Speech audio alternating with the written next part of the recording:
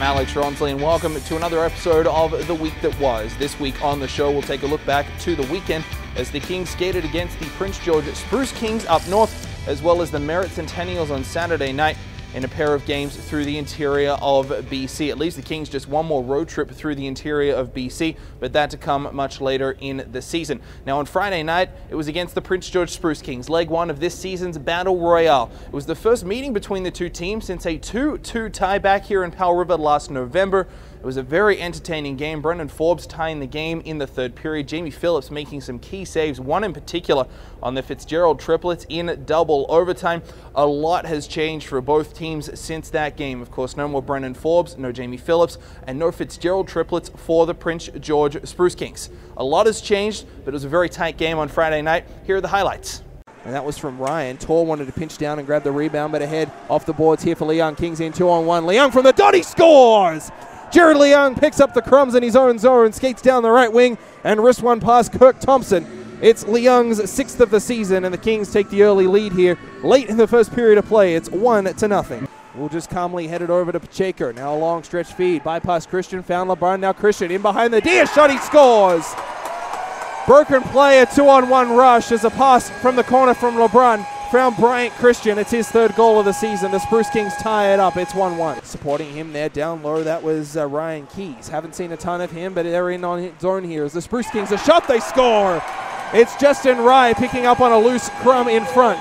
It was another 2-on-1 rush, and the Spruce Kings have the go-ahead goal. It's Rye's fourth of the year, and it's 2-1. Jared Leung scoring his sixth of the season, but it was all the Kings could muster on the night as they fell 2-1 to the Prince George Spruce Kings. Braden Ostepchuk played well throughout, but still looking for win number one in the BCHL net for the Powell River Kings. So on to Saturday night, and it was down to Merritt, down the highway to see the Centennials to wrap up the season series this year. The Centennials here in Powell River just a week or so ago where they squeaked out a 2-1 victory. The narrow confines of the Nicola Valley Memorial Arena would be the site for Saturday night's game. Stepping up and leveling his man. Back the other way. Centennials, they score!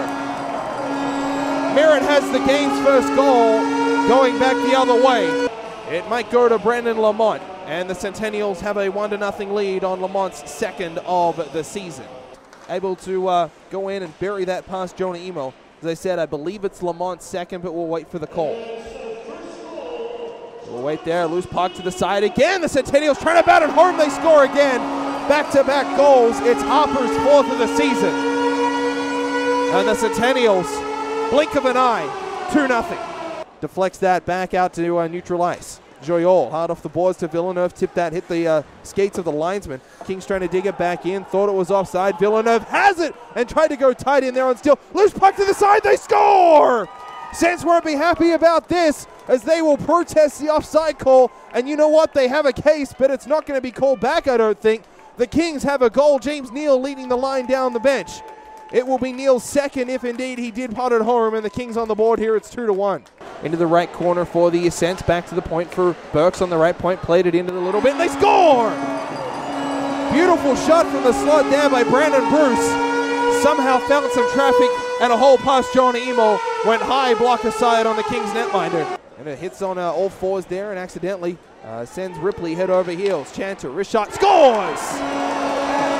Chanter through a screen. And the Kings concede a goal right after a power play. This will be Dylan Chance's second of the season.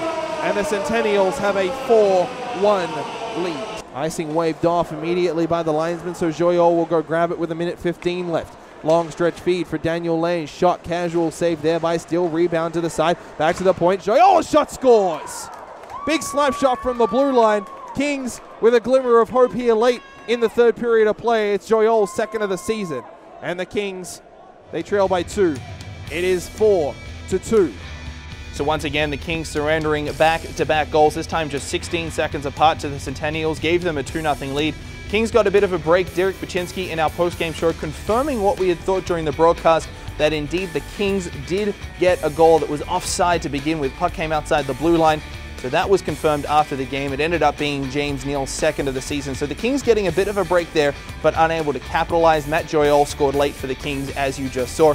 And the Kings also made their first goaltending change of the season as Jonah Emo started the game. Braden Ostepchuk finished it made 16 saves through the third period of play. So it takes us to the standings in the Island Division, and the Kings currently sitting in 4th place behind the Victoria Grizzlies, the Albany Valley Bulldogs, the Nanaimo Clippers, who have a few games in hand as well.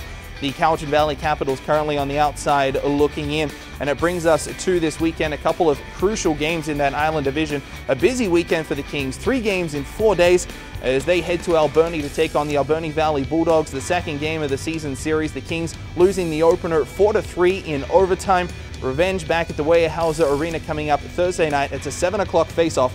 We'll go live on 95.7 Sun FM, beginning with our pregame show, also simulcast on Fast Hockey pay-per-view, beginning at 6:40. The next night, it's right back here at home, a really exciting event as Trevor Linden will be in town.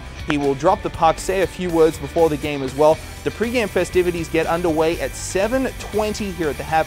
Face-off at 7:30. We'll carry all that action live on Sun FM and Fast Hockey as well for those of you out of town, but you want to get your tickets to that game. Over 1,400 people in attendance last year for the Green Men. We want a similar, if not better, crowd for Trevor Linden on Friday night. The Kings then have Saturday off. They host the Chilliwack Chiefs Sunday afternoon. That's a 1:30 face-off, and we'll have highlights from all 3 of those games coming up on the show next week, along with all the news, interviews, and highlights from the Kings Kingdom during the last set of 7. Bye now.